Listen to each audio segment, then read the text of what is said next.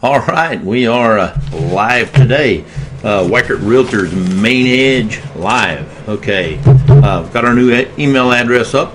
It is WRME, Weckert Realtors Main Edge, at mainedge.com. So if you have any questions or anything else, send that to us. And it's WRME at mainedge.com. All right, we got Father's Day weekend this weekend. Yep. What do you say? I want a nap. No, you say Happy Father's Day. Oh, yes, I am related to him. Happy Father's Day. I gave you grandchildren. And here in Oklahoma, it's going to be 110 heat index today and Saturday. But luckily on Sunday, Father's Day, is supposed to be down 85, 90 degrees. Thank God. So, yeah. It's going to be a scorcher here today. All right, we've got the Okie word of the day. I use this a lot with my kid. It's amazing what our kids learn and how we talk around here. Okay. The word of the day is mirror. Oh, I'm very familiar with mirror. It's not like a mirror. It's just mirror. Okay? Mirror. Like a mirror. Mirror. Come here. Mirror. Cordelia, Generally comes with a head nod. Mirror. So for you folks that aren't familiar when we say that, just come here. All right? Mirror. It's pretty easy. I had a question come in this week on property taxes. Going to closing this week, and I'll set that up while I'm doing that. Going to closing this next week, and they're wondering why they have to pay taxes. In Oklahoma, taxes are paid in arrears. So your escrow account that is collecting your taxes throughout the year is to pay the taxes that are due. The tax bills are generally sent out in November or early December, and they're due by the first of the year. So say you're selling your house and you close on, say, June 20th. You actually owe those taxes for the time you've spent in that house. Even though your escrow is collected for that and it is in an escrow account, when you sell that house, you pay the buyer, basically, those taxes because they got to pay them at the end of the year. And the title company takes care of all of that. There's nothing you have to do. Now, can you define arrears? Because even normal people who speak to the title company hear that term, and this way we can kind of give them a clear definition. Well, like I said, in Oklahoma, you're collecting this money all year, and in December we pay the taxes for last year. Okay, that's what it's collected for. So it's before. For this last year. Okay, everything before that tax bill. Okay. Okay. That's only in Oklahoma. I don't know about other states. That's just kind of the way it is. But the title company takes care of that. And when you're looking at your HUD statement or your ALTA statement, it'll tell you exactly how much your taxes are and how much you're paying to the buyer, so they can cover that. All right. We've had a good week this week. I bought another investment house this week. Got a couple more under contract. I believe you got one under contract also. Yep, I got one under contract and a new listing. We've been doing good around here. Yep. The investment side of this is tremendously important as far as helping the market out and growing our own businesses. Each of our Weckert Realtors, I recommend that they try to do just one investment property a year. If they can do that, in 15, 20 years they've built up like a mini retirement. Okay. Yep. Because unless you're throwing money in your 401k or something like that, all of our realtors are independent contractors. We don't take out their taxes and all that other stuff. They're independent contractors, and however much they earn is basically on them. But what they do with their retirement or how they plan for that is on them also. And I am adamant about people trying to set up things for the future. Because I'm old. So I'm on the short ticket. I want to make sure I'm getting myself set up. So in another 10, 15 years, I've got a steady passive income coming in. They can retire on some capacity. Right. Take my motor home and drive all over the place. Take your granddaughter. I'll do that. Okay. One of the houses, the house that we closed on yesterday, I bought from Tarek Wazan. He's a great investor. He does a lot of wholesale deals. Nifty. In the city, and he has a Mercedes G-Wagon, and he let me drive it yesterday, and it was fun. Okay, a lot of power. Doesn't ride as good as my Land Rover. That air suspension's hard to beat. But that was a lot of fun, and I thank Tarek for letting me do that. Because Lord knows the dealer would not let me drive one, I'm sure. They'd be afraid I'd take it off road. If you show up in a Land Rover, they might consider it. Yeah, they might. Okay. We talk a lot about real estate investing on here. If you're a seller and you have a house, whether it's a retail sale, you just need to get out of it, or if you're in a bad way on the house, give us a call. We have a solution for just about everything that you can come up with. I've got a ton of agents that specialize in all sorts of different houses. We can retail your house. We have phenomenal open house programs. If you want open houses run on your house, you need a Weichert realtor in there to take care of it. And we take care of the open house business. That's a big deal for us. It's a very different structure. Some sellers don't want open houses at their house, and we totally understand that. It's up to the seller. The seller, they own the house. They control it. We're there to do a job for you. We have a question. How can someone get started with investment properties? Well, easiest way is just start reading everything you can about it. I was talking to Tarek about that yesterday. He sat down when he bought one of those, or went to one of those late night courses. He didn't buy it, but he goes, I'm going to see if I can do this. And he got on Craigslist and he called 300 people on Craigslist and made them super lowball offers. And he goes, this is never going to work. But one of them took his super lowball offer. Whoa. And he made $1,000 in about an hour and a half's work.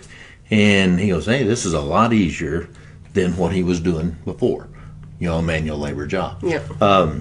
It's kind of the way I got started. I was already in real estate, but I bought a house and was able to flip it. I hadn't originally intended to do that, but when I went to closing, I made right at $24,000 on that house, on a $65,000 house, and I'm looking at that check, and I just couldn't believe I could make that much money without doing crazy work. Okay, we did do some remodeling and stuff like that, but it was so much easier than going out and working for a 3 or 6% commission. I love it, and it's exciting. I like research, so if you're into research and stuff like that, that's a good way to just start figuring out how to do it. I do an investment class first Monday of every month here at the office. That starts at 5 o'clock. And we just talk about different investment scenarios, how to get started, what to do, what not to do. I'm not like, any expert by any matter of the means, but, I do know how to not lose money, because I do not don't like that, losing money. And then, of course, there's Streamline, the faster way to invest to get properties. And then I fully acknowledge I'm just starting the investment, and I'm doing it very conservatively. And there are ways... Conservatively. The caffeine's kicking in, bear with. And so there are multiple ways to do this, where if you don't feel comfortable doing it as quick, there is a more stable pace one that you can do. It's just... Right. Well, there's generally a dozen ways to work almost every deal. And a lot of it depends on how much money you have to work with or what your risk tolerance is. I have a very low risk tolerance. I just, first of all, if I brought in an investor to help me with a deal, I want to make sure that is a rock solid deal, because the last thing I want to do is lose any money for somebody else. Bad enough to lose my own money, but to lose somebody else's money would eat me up. I wouldn't be able to sleep at night. That's not my cup of tea. So, but just give me a holler sometimes. I like talking about that stuff. Go to the RIA meetings, real estate investment groups. Just go out and learn what you can. Don't buy those middle of the night guru deals for $2,500. There's some great information in there, but I know way too many people that buy that stuff and never do one deal, not one. Or they take the worst aspect of that advice, not realizing that's the one thing you shouldn't be taking. Right. And then we had some fellow in California buy a house real cheap in the not so great part. It was a war zone. Yes. All my houses in war zones. And he wanted to rent it for more than you could get in a war zone. But he took that little bit of advice that was not the best advice, and unfortunately did cost him. He lost I think about $16,000 by the time we got rid of that house for him. If you're better off, in my opinion, you're better off not to do a deal than to do a bad deal. Okay. If you're going to spend all that time doing something and you're going to lose money at it, you might as well not do it and just go fishing. That's what I would do. It's easier. Okay. Okay. Enough about that right there. As far as investment side and retail real estate, if you've got a house for sale, we can retail it. If you've got one you want to wholesale, me or a dozen other investors we work with are there to buy them. If you're in a bad way on a house, sometimes it's not investment property because you owe too much. Okay, then it goes into possibly a short sale. That's my world. We have done a lot of short sales.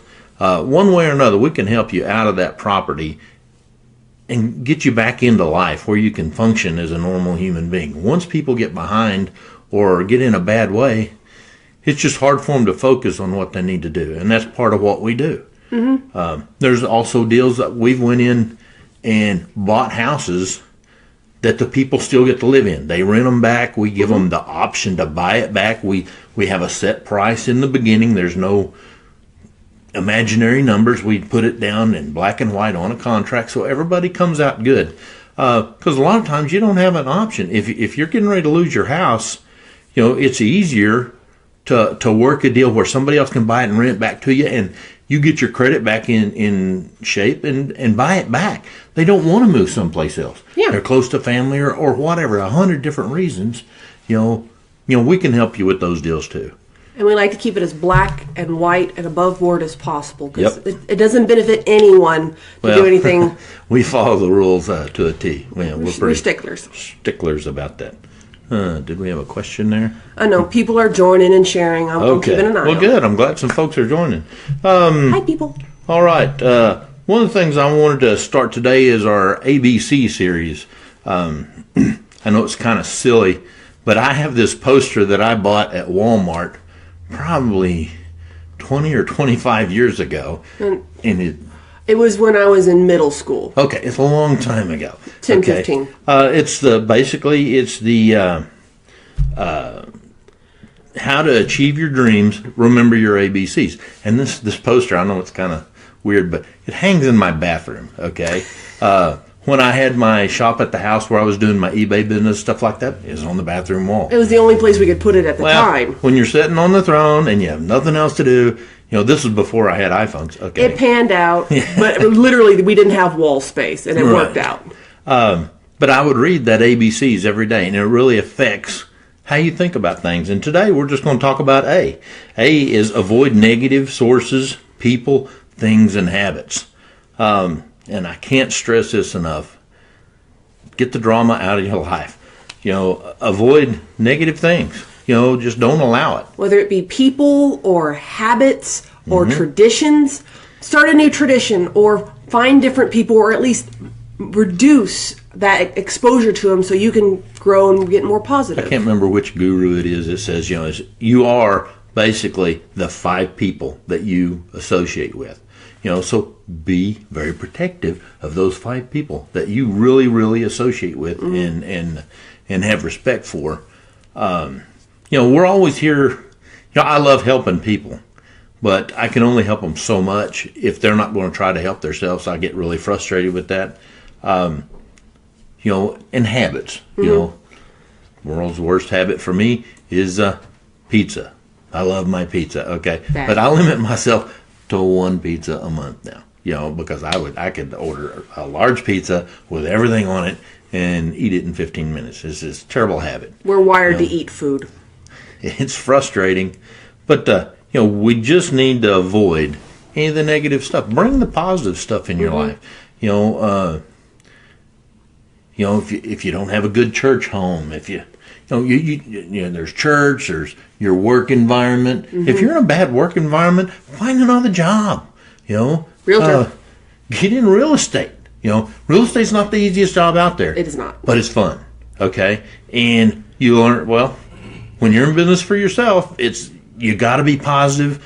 You got to be getting up every day and doing what you need to do, or you're not going to make it. And you got to hang around people and know what's going on, Jessica, and have a positive outlook on everything. Mm-hmm. Jessica says that person was Jim Rohn, R-O-H-N. Jim Rohn. Okay, Jim yes. Rohn. Mm-hmm. Yep. And and Jim Rohn got some great philosophies. There's all kinds of self-help stuff out there. Listen to the good stuff. What was that on Happy Gilmore? In with the good, out with the bad, or whatever, that one guy. The really nut guy. Yep. I like Happy Gilmore. Good show. Okay. Well, you got anything else for today? No. If you have any short sale questions, I'm your gal. But other than that, not that I can think of off the top of my head. Okay. Well, everybody have a great Father's Day out there. Try not to melt. Yeah, try not to melt. Do something fun with your family. That's what you need. Family first. Okay, we're Weichert Realtors Main Edge, where we do real world, real life real estate every day. You guys have a great weekend. Bye-bye.